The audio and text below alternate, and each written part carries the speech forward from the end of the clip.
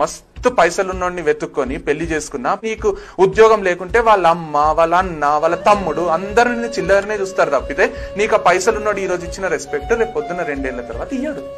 పెళ్ళైన 2 ఏళ్ల తర్వాత నోరు మూసుకొని పడుండు, కథలు పడకు నాతోని అంటాడు.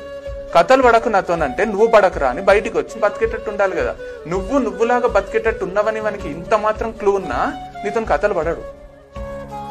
నీకు ఇచ్చే రెస్పెక్ట్ వేరుంటది, మీ ఇన్లాస్ నీకు ఇచ్చే రెస్పెక్ట్ వేరుంటది. నువ్వు ఇంట్లో హౌస్ వైఫ్ అయినా, నువ్వు జాబ్ చేస్తున్నా, జాబ్ చేసే కేపబిలిటీ నీకుంది, నీ కాళ్ళ మీద నిలబడి నువ్వు నీ లైఫ్ చూసుకునే పొటెన్షియల్ నీకుందని వాళ్ళు నమ్మిండ్రు అనుకో, I'm telling it to girls here, వాళ్ళ బిహేవియరే వేరుంటది.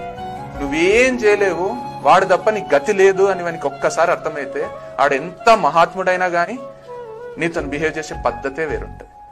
లవ్ లేకున్నా, ఎఫెక్షన్ లేకున్నా బతకొచ్చు కానీ రెస్పెక్ట్ లేకుండా బతకలేవు 200%.